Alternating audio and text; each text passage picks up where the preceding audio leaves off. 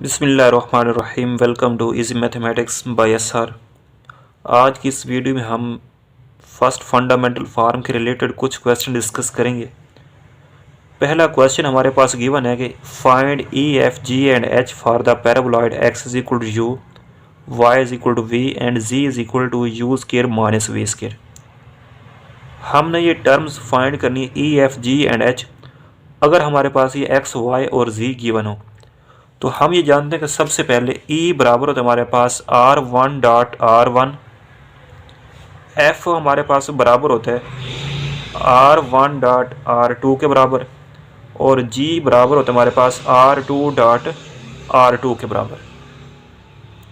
और इसके अलावा R1 वेक्टर बराबर होता है, अगर हम गिवन वेक्टर का U के लिहाज से डेरिवेटिव फाइंड करें, और R2 बराबर होते हैं अगर हम गिवन वेक्टर का V के लिहाज से डेरिवेटिव पार्शियल डेरिवेटिव फाइंड करें, तो ये हमारे पास R2 कहलाते हैं। तो हम सबसे पहले R वेक्टर लिखते हैं एक्स वाई जी। तो ये हमने x की वैल्यू लिख ली, ये y की वैल्यू और ये z की वैल्यू। अब अगर हम इसी वेक्टर R का u के लिहाज से डेरिवेटिव फाइंड करें, तो ये R1 आएगा, u का डेरिवेटिव u के लिहाज से 1, v का डेरिवेटिव u के लिहाज से 0, u square minus v square का डेरिवेटिव u के लिहाज से 2u, इस v स्केयर का डेरिवेटिव 0। तो ये हमने फाइंड कर लिया R1। अब हम फाइंड करना चाहते हैं R2, तो ये हम कैसे फाइंड करेंगे। अब अगर हम इसी R का v के रिस्पेक्ट डेरिवेटिव फाइंड करें, पार्शियल डेरिवेटिव, u का डेरिवेटिव 0, v का derivative 1, u square minus 2v का डेरिवेटिव माइनस 2v। तो ये हमने फाइंड कर लिया R2 की वैल्यू। अब हम फाइंड करते हैं E की वैल्यू। E बराबर होते हैं R1.R1। इस वेक्टर को इसी के साथ डॉट प्रोडक्ट फाइंड करें, 1 को 1 से मल्टीप्लाई करें 1, 0 को 0 से करें 0, 2u को 2u से मल्टीप्लाई करें 4u स्केयर। तो ये हमने फाइंड कर लिया E की वैल्यू। अब हम फाइंड करते हैं F की वैल्यू। F बराबर होते हैं R1.R2। तो इस वेक्टर को इसके 1 को 0 से करें 0, 0 को 1 से करें 0, 2u को माइनस 2v से करें माइनस 4uv। तो ये हमने फाइंड कर लिया F की वैल्यू। अब हम फाइंड करते हैं G बराबर होते हैं R2.R2।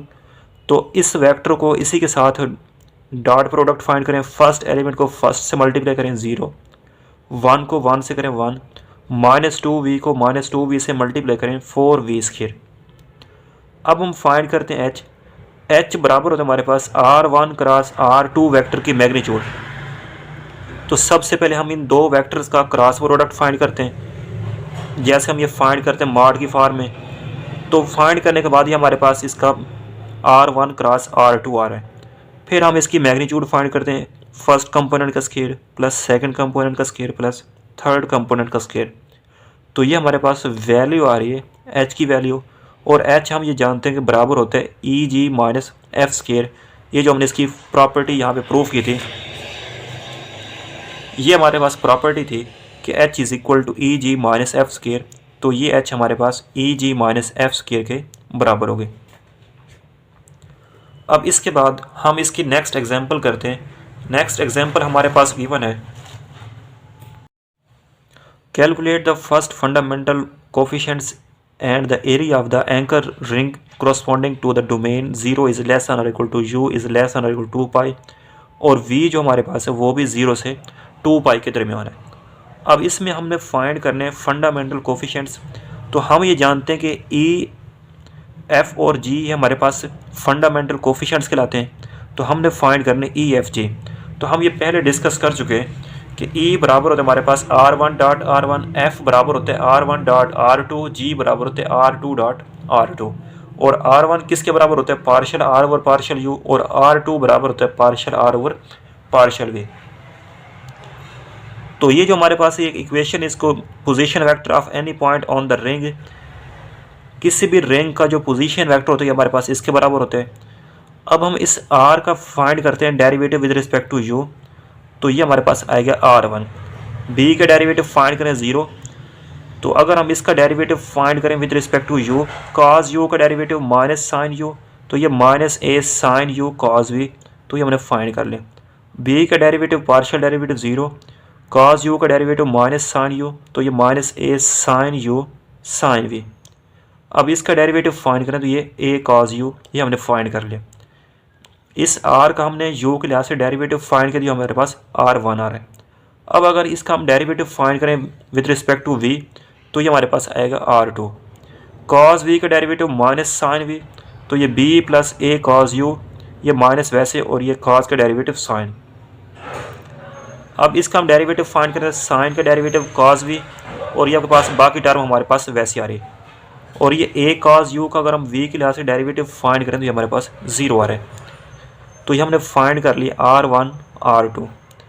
अब हम फाइंड करते हैं e की वैल्यू। e बराबर होता है हमारे पास R1 dot R2 is equal to R1 vector का स्केयर।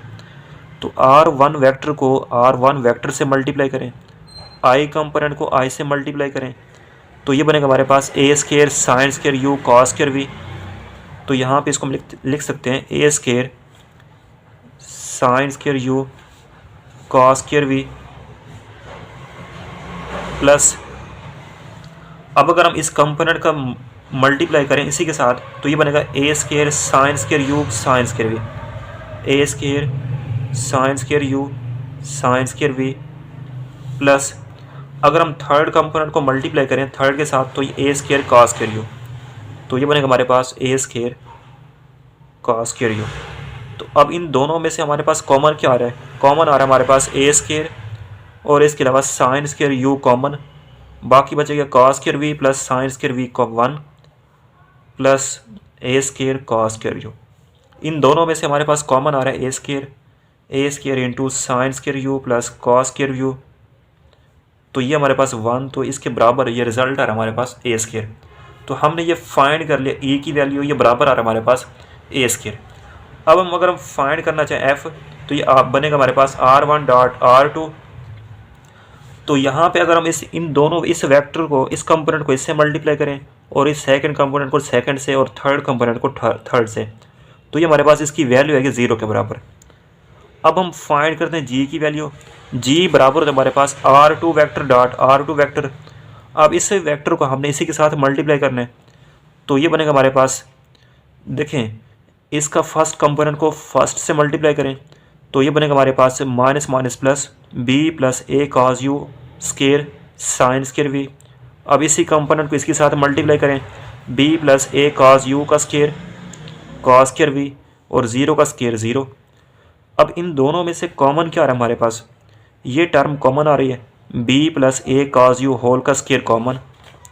तो फिर हमारे पास क्या बनेगा? B plus a cos u whole का स्केयर कॉमन, तो बाकी बचेगा sign square u plus cos square u, तो ये 1, तो ये बनेगा हमारे पास B plus a cos u whole का स्केयर, ये बाकी इसका आंसर आएगा। तो यहाँ से हमने फाइंड कर ली जी की वैल्यू। अब हमने ये फंडामेंटल कोफिशिएंट्स फाइंड कर लिए। अब हम फाइंड करते हैं एरिया ऑफ रिंग।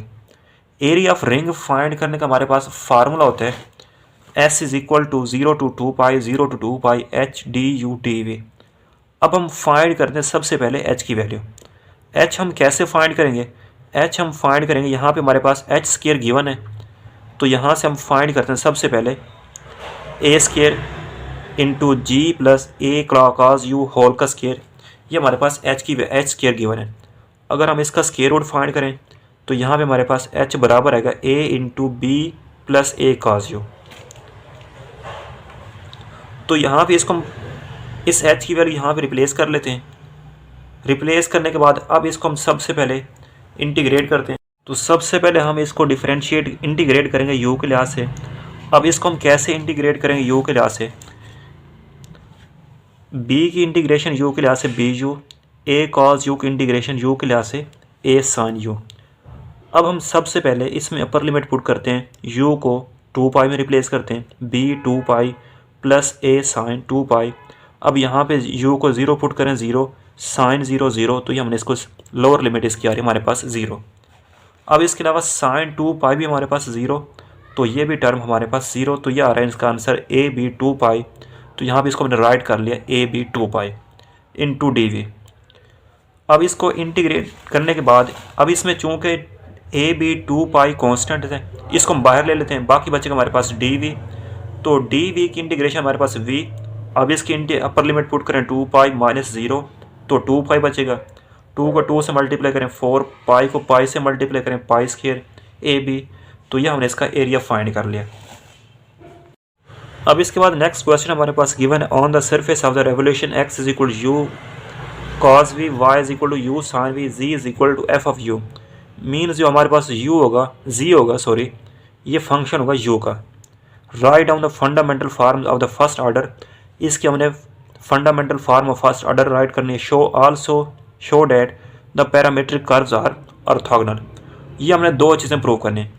सबसे पहले हम इसकी fundamental form of first order लिखते हैं, फिर इसको हम प्रूव करते हैं कि ये जो कर्व्स होते हैं हमारे पास ऑर्थोगोनल होते हैं। तो हमने फाइंड करना है ई एफ जी, ई बराबर होता है हमारे पास R1 डॉट R1। तो हम R1 कैसे फाइंड करते हैं, सबसे पहले हम R वेक्टर जनरेट करते हैं। R वेक्टर बराबर होता है x y z, ये हमारे पास x आ रहा है और ये हमारे पास y आ रहा है और ये हमारे पास z आ रहा है। अगर हम इसका डेरिवेटिव फाइंड करें r का u के लिहाज से, तो ये हमारे पास आएगा R1। तो u cos v का डेरिवेटिव फाइंड करें तो cos v, इसका डेरिवेटिव u का 1 तो ये sin v, और इसका derivative f prime of u। अब हम फाइंड करते हैं डेरिवेटिव इसी वेक्टर का v के लिहाज से, तो ये बनेगा हमारे पास R2 is equal to minus u sine v u cos v 0। अब हम फाइंड करते हैं ई बराबर होते हैं R1 dot R1 means R vector का स्केयर। तो अगर हम R1 वेक्टर को R1 वेक्टर से मल्टीप्लाई करें तो ये हमारे पास बनेगा cos square v plus sine square v plus f prime of u. तो ये 1, तो ये बनेगा हमारे पास 1 plus f square of u. तो ये हमने फाइंड कर लिया ई की वैल्यू। अगर हम फाइंड करना चाहें एफ़ की वैल्यू, एफ़ बराबर होता है हमारे पास R1 डॉट R2। तो इन दोनों वेक्टर्स का हम डॉट प्रोडक्ट फाइंड करते हैं। कॉस वी को माइनस यू साइन वी से मल्टीप्लाई करें तो ये बनेगा हमारे पास minus u sine v cos v. अब इस साइन वी को मल्टीप्लाई करें यू कॉस वी से, तो ये बनेगा plus u cos v sine v. इन दोनों को मल्टीप्लाई करें तो ये हमारे पास 0 आएगा। मल्टीप्लाई करने के बाद ये दोनों टर्म्स कैंसिल, तो यहाँ पे हमारे पास f की वैल्यू 0 आ रही है। अब हम फाइंड करते हैं g की वैल्यू, ये बराबर होते हैं R2 डॉट R2। इन दोनों को मल्टीप्लाई करें तो यहाँ से हमारे पास g की वैल्यू यूज़ करा रही है। अब हम फाइंड करते हैं फर्स्ट फंडामेंटल फॉर्म, ये बराबर होते हैं हमारे पास डी एस का square is equal to E d u square plus 2f d u d v plus G d v square. तो हम सबसे पहले यहाँ पे ई की वैल्यू पुट करते हैं। ई हमने फाइंड किया है 1 plus f prime of you into D u square. F हमारे पास 0 आ रहा है और जी की वैल्यू हमारे पास u square d v square. तो ये हमने फाइंड कर लिया फर्स्ट फंडामेंटल फॉर्म। और जब हमारे पास f इज़ इक्वल टू 0 आ जाए फंडामेंटल कोफिशिएंट्स, तो हम ये कहते हैं कि ये जो हमारे पास गिवन कर्व्स होती हैं ये हमारे पास आपस में परपेंडिकुलर होती हैं।